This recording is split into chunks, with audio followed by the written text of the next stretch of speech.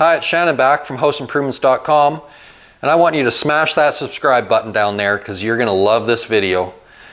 I want to show you some of the most common methods for removing nails, screws, and staples, generally out of wood. It's one of those things that as a DIYer or a renovator, whatever you are, it's one of those things that you're going to have to do just about every day, honestly.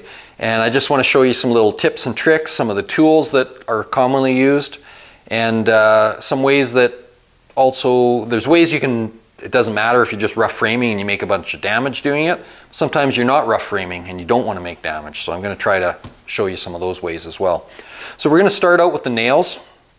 One of the most common things as a DIYer, home renovator, home flipper, whatever you want to call yourself, that you're going to come across is you've pulled off some trim and you know, some of the nails have stayed stuck in the trim after you pried it off.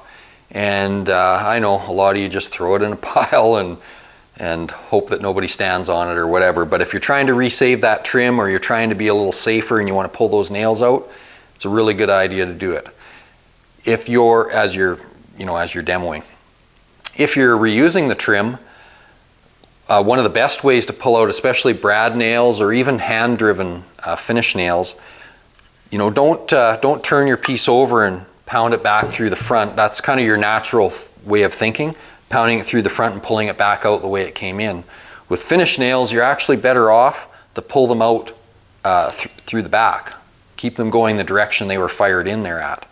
Because what happens when you push them out the front, normally they're countersunk a little bit. I don't know if you can even see those little brad nail holes there, but they're generally countersunk a little bit. And if you turn this over and try to tap that out with your hammer out the front side, usually what happens is the little head, even though they're tiny, they're only 18 gauge, they'll catch a little splinter of wood and they'll blow out the front and it just looks like crap. So you're better off just to pull it out the front, or sorry, pull it out the back. And normally all I use is some linesman pliers, okay? And you can just basically grab onto the nail and rotate the head of the pliers and it pulls out. And you see how it splintered out on the back side there? Kind of see how the wood's all rough?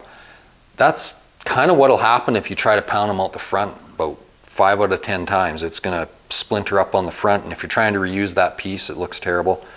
If another nice thing about pulling it out the back, if those holes were filled, you know, maybe this is painted trim or whatever, it's been filled and painted. If I pull it out the back, there's no ugly hole to go back and patch again. I can now take that piece and reuse it, reattach it, and not have to fill all the old holes as well, okay? Okay, so linesman pliers will do that. You know, side cutters. With both these, you can't squeeze too tight on the cutting action, or maybe you got an old dull pair for this, because you don't want to cut it off. You just want to grip it, twist to pull it out. So those are the two things that I would use the most. And you probably want to use safety glasses, which I'm not wearing, because the odd time you do squeeze too hard, it cuts off and this little projectile goes flying in some direction. And yeah, glasses would be a good idea. Okay, so that was brad nails. Now let's say that you've got another common scenario. You've pried some pieces of wood apart, and again, you've got a framing nail, in this case, still sticking out of one of the pieces, right?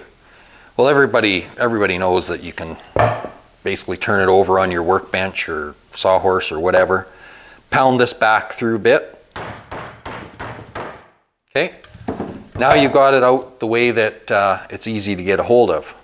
Now there's a few different scenarios here. You can use cutters like this.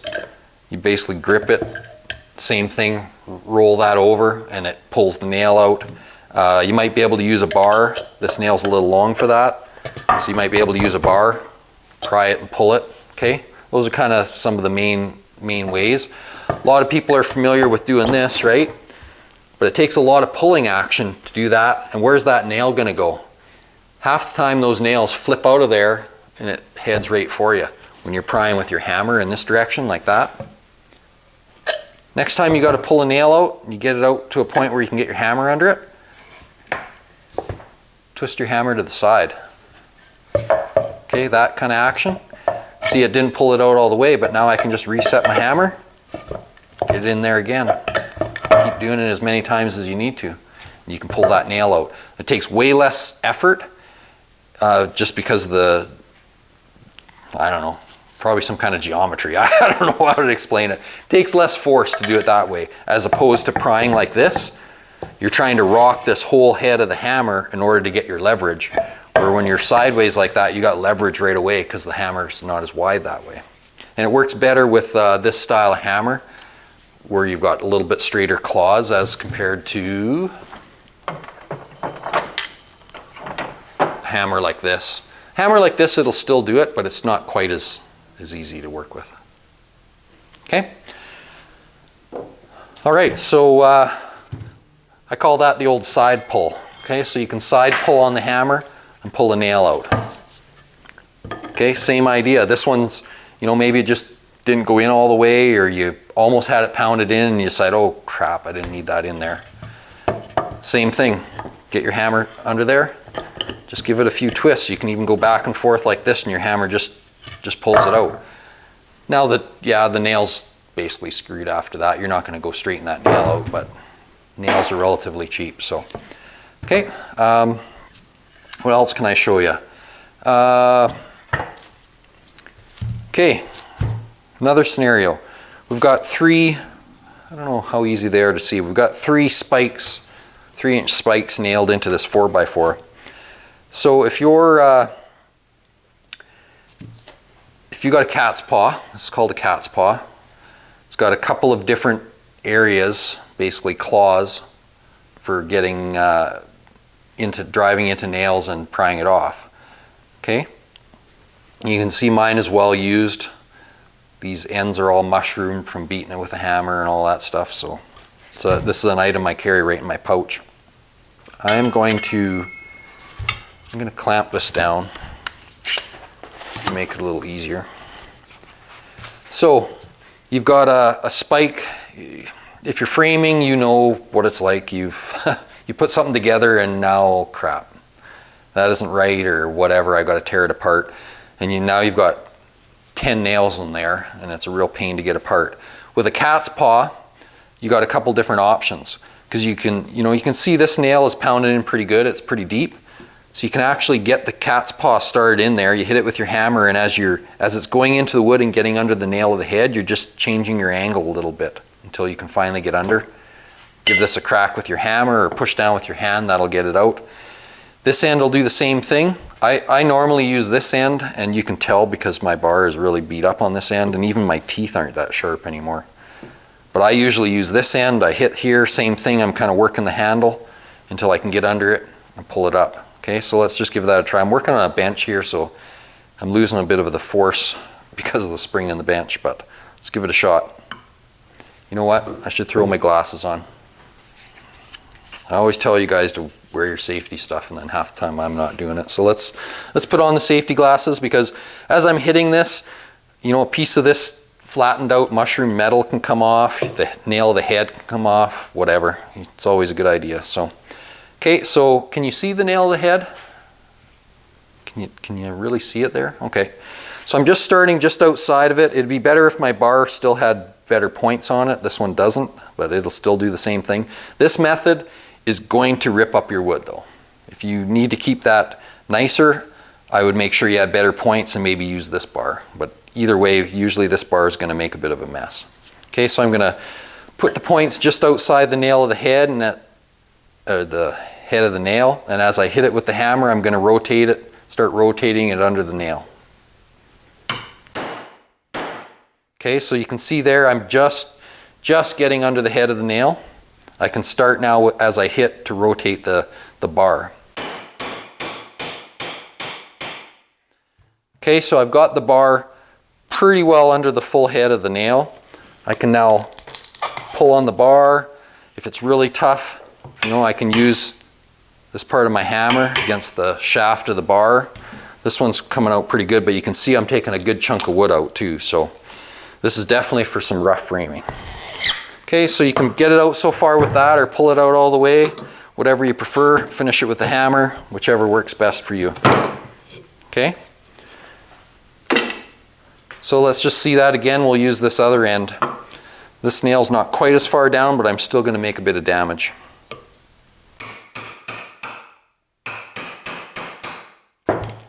Same thing. Just get it underneath there. Got a bunch of wood jammed up in there.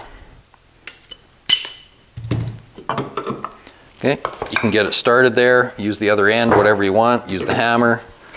Doesn't really matter. Either way, you're going to get that nail out. The cat's paw works really good too. Sometimes, you know, you've started pulling a nail out and you pull the head off, and now you don't have that head to put your hammer against or whatever. With the cat's paw, a lot of times you can hammer it on right onto the shaft of the nail, and it'll grip quite tightly right on the shaft, and it'll still work the same even with the head gone. What else can I show you? Those are kind of the main things. I should show you this other tool in action. I'll just get this one started.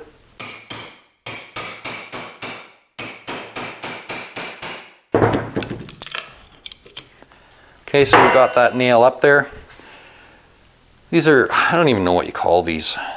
They're not side cutters, I don't know. There's like old farmer cutter thingies. I don't know, I'm not too sure what they're called. But they have a nice face here that you can rock on. So you can kind of get that shaft of the nail gripped in there, and it doesn't take much pressure, and you just keep, I should go on this side so you can see what I'm doing. Just keep gripping that out. I don't use these very often, but it is a tool that you can use to pull a nail. So there, we've got, I think we've got all the nail ones situated. I can't think of any other way. There's numerous ways to pull the nails, but those are just some of the ones that you see most often, and maybe some of those you've never seen done before. So now let's go on to screws. So I've got a few scenarios here. Let me just get my props in place here. So real common one, you know, taking some plywood off of something, and you've got a screw that's just turning in there. Where's my drill? So it's just spinning. I can't turn it out. And it's usually because the screw itself, the top part of the shank, doesn't have any threads on. So we're in this thin material, and it's just spinning on there because the threads can't grip onto anything. So there's a couple different things you can do. If you can get it down onto another, oh, this one's really loose, but if you can get it down onto another surface, get a little pressure on it so the threads come up against the wood, now you can back that out of there, okay? If it was down in there real tight, you know, and there wasn't much room yet, sometimes you can just get a bit of pressure on it with a bar right on the side of the head. And as you got your drill in reverse, it's kind of hard to do when this is.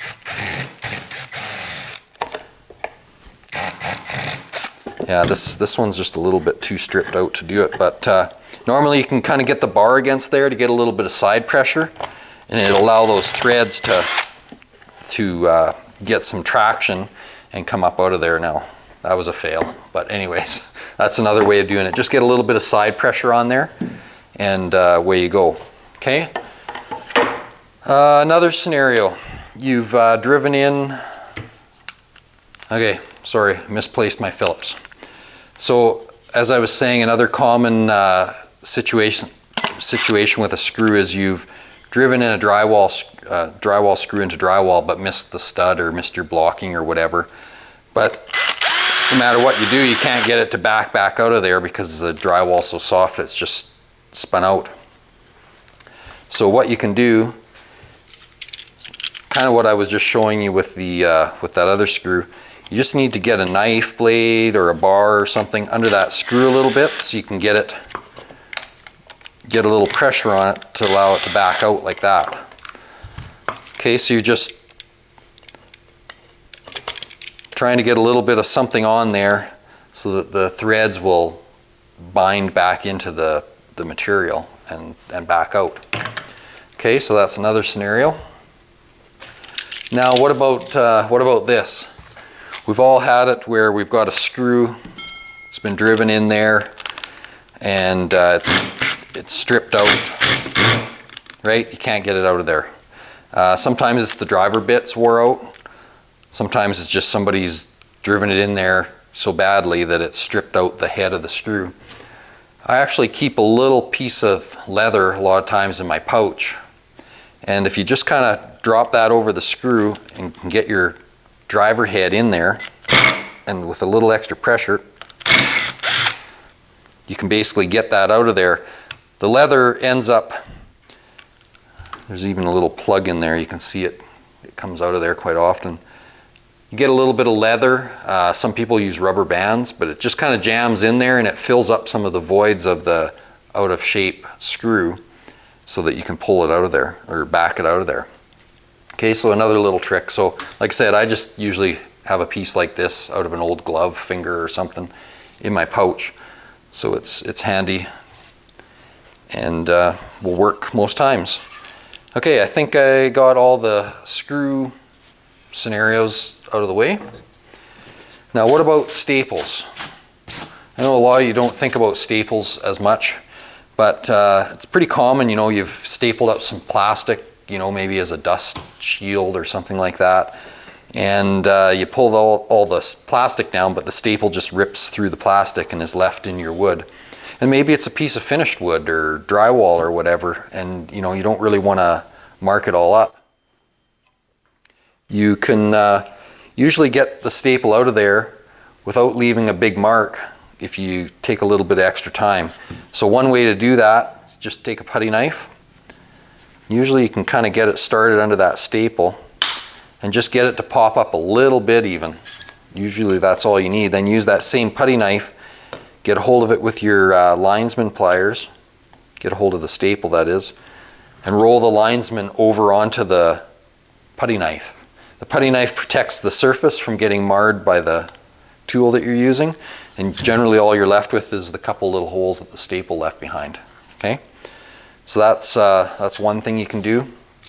I've even seen a guy, I don't need the putty knife, just take his knife out. Now I've got snap-off blades, so I wouldn't necessarily recommend this one, but if you've got a different type of utility knife that isn't the snap-off blades, you can kind of get your knife started under there and just get it to start to come up. And again, you can get a hold of it with a linesman, side cutters, right? Pull those suckers right out of there. Another thing I've done, sometimes I've got a spade bit, just a random spade bit in my pouch. Sometimes you can just get the point of that spade bit under there. And again, I'm using something to protect the surface if I need to. Once you get it started, you can usually just pop it out right with that one tool. Now, what if you've pulled up some carpet, you know, and now you've got the underlay, you've pulled the underlay out, and a lot of times the underlay was stapled around on the perimeter or whatever, the joints, and you got a ton of staples all over the room with a little bit of underlay underneath and the staple kind of slightly sticking up. Well, those ones are pretty easy because for one thing, you're not worrying about whether you mark the floor or not usually, the plywood that it's stapled into. And the other thing is you can usually just get it with the pliers, and because it's already generally sticking up on one side or the other, maybe you got to pull a bit of this fuzz out of there, you can usually just get a hold of it with the pliers and pull it out. Or maybe you want to use a screwdriver if it's not up, you can get it up enough, maybe it'll pop out, maybe it won't, but if not, you can get it with the linesman pliers.